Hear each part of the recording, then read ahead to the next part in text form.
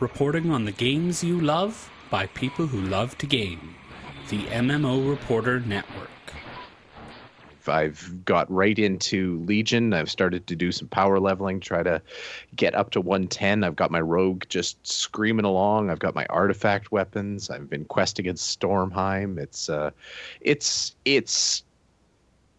It's essential World of Warcraft to me. It feels like that old addiction sort of just clawing back under my skin and getting into my veins and everything like that. It's not terrible. Like a demonic infection, you might say. Yeah, something like that. Yeah, this is been the end game for Blizzard all along. No, it is. It has that feel, that gut feeling you get when you actually have the nostalgia for when you were back in the game, many, many years ago, and going through new zones and kind of experiencing new stuff in Warcraft for the first time. I'm kind of feeling that vibe again. It's different, but still the same. I bet you if we went to the last expansion podcast, there would be very similar words coming out of your mouth. You felt the same way about WoD, didn't you? About Warlords of Draenor? Probably Draenor and probably Cataclysm and certainly Wrath of the Lich King. This is not new for me. I'm not trying to say that I'm building on personal discoveries here or anything like that. But basically, it's done it again. Like, this is if there's there's a lot of consistency in WoW. WoW really is. We've said it before. It's the McDonald's of MMOs. You always know what you're going to get. But just serious question. If the only reason you are feeling joy is because it is making you remember a time when you felt joy, then it's not actually a fun game. It's just reminding you of the time it was fun for you. Well, or am I missing something? I think you're probably missing something because, I don't think it could evoke that kind of joy and fun unless it was fun in the first place. Unless the fun I was experiencing in the first place was actually fake fun and I didn't realize it, and I still don't realize it, and I'm not going to realize it until I have my own epiphanial experience to... you had fun wrong. Yeah. Okay, so let's get this very clear. They have not changed the fundamental gameplay mechanics of WoW. You are still playing a theme-parked MMO where you go from quest hub to quest hub completing objectives. They've changed some of the window dressing around that. They've changed some of the ways in which you do that, but at its fundamental core, this is still the same WoW that was there at vanilla. Leveling is faster, and there's some different mechanics in there to help you get through these leveling instances. I think one of the things we were talking about in the pre-show, Bill, when we were streaming, was about the phasing. Do you want to talk a little bit about that and what that's going to let us do, sort of our plan that we talked about in the pre-show? Yeah, it feels like, it used to be that WoW was the template that everyone else applied to their game, and now WoW is really kind of stealing from other game, or not stealing, but it's incorporating a lot. I feel like it's incorporating a lot more. Okay, stealing. Anyway, what they've done with this expansion is they've added several new zones. I think it's 5 new zones, but 4 of them are all scaled. So when I say scaled, I mean that if you play them in any order you want. So when you get through kind of the initial cinematic questing experience that you go through, you're ported back to the city of Dalaran, which is going to be familiar for anyone from Wrath of the Lich King. And that's kind of your central hub. And from there, you can actually choose whichever zone you go to. And it doesn't matter which zone you go to, because your leveling is going to be the same. The mobs are all going to be scaled to you rather than having them just be these static mobs that, zone X, that's a 104 level zone. And you're going to, when those mobs turn green, then you go to zone Y, which is a 106 level zone, and so forth. It's completely scaled to your character. And so as a result, as you go through, you're going to see other characters coming through. You might see some characters 10 levels higher than you, fighting the same mobs as you and doing roughly the same damage. So it's good. It kind of gives you a bit of illusion of choice. It makes it a little bit easier to group up with other people. It makes the world seem a little bit more full, and it also makes sure that zones don't get stale quite so quickly, because that was something that I remember even going back all the way to Burning Crusade, was that the starter zones were just dull as dishwater all the way through. And when you got to the kind of the max level zones, those became interesting, and they had character, and there was a little, you could tell there was extra detail added to them, probably out of necessity because people were going to be spending more time there.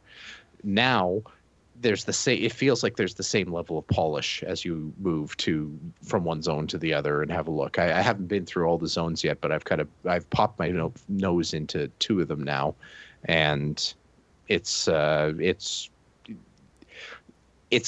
all have a lot of life and a lot of character to them. So, and I think the other thing that to keep in mind as well is that these are also zones which you go back to once you unlock world quests, once you hit max level. So you're going back into those zones. Basically, your dailies are no longer in specific areas. They're out in the rest of the world. And so you're running out, and, once you hit level 110, you unlock the world quests, and you go back into these zones, which are now scaled to 110, including there's also a middle zone, which is only for 110 only. So that they had to make all of the zones fantastic, because you would be back to them so often, right? How many times do you go back to Hellfire Peninsula when you were in Burning Legion, right? Once you were done only when I absolutely have to, and I try to hold my breath as I go through it. I was gonna say, it would have been nice if those zones were fun the first time you went through. They were okay. Like they were okay, yeah. They were C+ zones, and then when you got to the end of the expansion, that's when you got the Bs and the As, and that was a very clear pattern, I thought, as you went through, even through Wrath of the Lich King, and even through Cataclysm, I would say. It was a very clear graduation where you had zones that, these people, you're going to just be leveling through those. You might spend a couple hours and then you're done. This is a zone that you're going to be spending your end game time in. So you're going to be here a lot. This one's the one that we're putting the polish on. Yeah. And the other thing that I wanted to talk about as well with as far as this expansion goes is the way in which they've done the story, which when you were playing Warlords of Draenor, I loved that story. Absolutely. That was something, to me, it was almost single-player RPG quality level of story and quests that were part of the main story. I really, really enjoyed that. And I'm finding that the way that they've done the story here, which is more there's still an overarching story, but the stories are much more based on the zone that you're going into. And it's very strongly based with a more loose tie to the greater narrative. And I like it, but I don't think I like that as much as I like the Warlords of Draenor method. It was much more cinematic in Warlords of Draenor. Yeah, so far I'm not missing Warlords of Draenor for that. I didn't mind the way that Warlords of Draenor did their story, but I'm certainly enjoying the way it's happening in Legion 2. Right, so. And so we're still pretty early in the expansion. I think you're still 101. Are you 102 yet, Bill? Almost 103, yeah. Oh, almost 103. Okay, and I'm 104, and I think I'm like 75% through to 105. So, we're still just basically halfway through this expansion. So we've got a lot more content to go through, and a lot more of a game to play before we can make our sort of final impressions on the expansion. Right now, though, I'm having a hell of a lot of fun. Like a hell of a lot of fun. This is what I want to be doing when I'm playing other things because I have to for a story or for, for some coverage or something like that. I want to be playing this all the time right now. That's it. And I think that's what it comes down to. It's fun. If I had to do a one sentence review of Legion, I would basically say that Blizzard has failed to ruin World of Warcraft yet again. Yeah, and we'll have to see what the end game is like to see whether or not it's a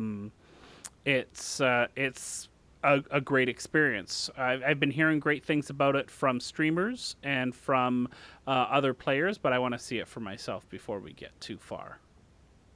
I think I'm going to make a push for this weekend to try and hit 110. What about you, Harry? Are you playing Legion yet? You haven't been very talkative here as Bill and I have been talking about it. I am about to get into it. I am reviewing it, but I really didn't want to get in on day one. So I'm saving it for the weekend. I'm starting to play today. We're recording on a Friday, at least on my time zone, for people who don't know that. So it's going to take a big chunk of my time this weekend and the coming days, and I'm not exactly looking forward to it. I'm actually the scary thing is when I realized I was going to play it again, I thought, what can I put on my iPad to watch while I'm playing it? Okay, and lucky for me, and this is something I'm very happy about. Dutch Netflix just added Star Trek: The Original Series. Oh, cool! So that'll take me to max level. Okay, so here's the thing. Just today, when I was playing, because I had a chunk of time to play in the afternoon, and then I played in the pre-show as well, I, for the first time in a while playing WoW, turned off watching any streams and turned off any videos and just played through the game and focused on the game. Madness. Madness. Know. And I didn't feel like I needed something to distract me from the boredom of the game. And I don't know if it's just because right now I'm excited about it, so I'm really into it, because that could totally be it.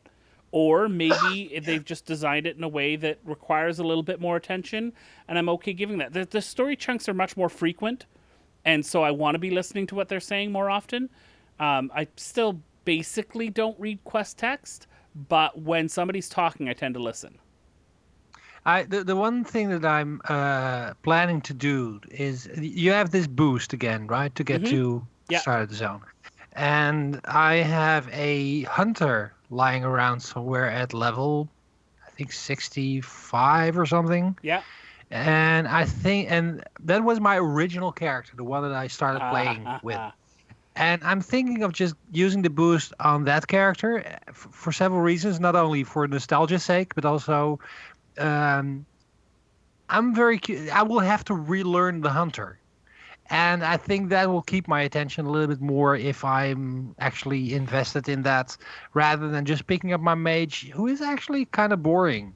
Yeah. They're both DPS, but the mage is just blast, blast, blast, blast, blast, blast. It's just not my... It's not really my idea of a tactical play. You could make it really challenging and go Survival Hunter, which is, in this expansion, is a melee spec, as it was originally in Alpha. Has not been a melee spec since Alpha. It was... The only thing I'm actually worried about is that I probably need more backspace to buy all those arrows again to log around and so that's going to be difficult. You don't have to do that anymore, do you, Bill? You're kidding. Of course you have to. A hunter needs their arrows, otherwise they can't hunt. Everybody knows that.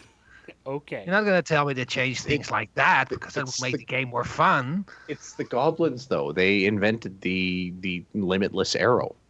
It actually returns back to you. You only need two. You need one for that. Well, you need one for that's stuck in your target, and one that you're just about to shoot. You just need a mohawk and a whistle, and you're good. Yeah, they trade places. It's magic. Yeah, it's like playing a mage, really. I think I've talked enough about a game I haven't yet played. Yes. Thanks for watching the video, everybody. Don't forget to check out all the other podcasts at MMOReporter.com or by clicking on any of the links here. And please check out our Patreon campaign at patreon.com/MMOReporter. Thanks, everyone, and see you in game.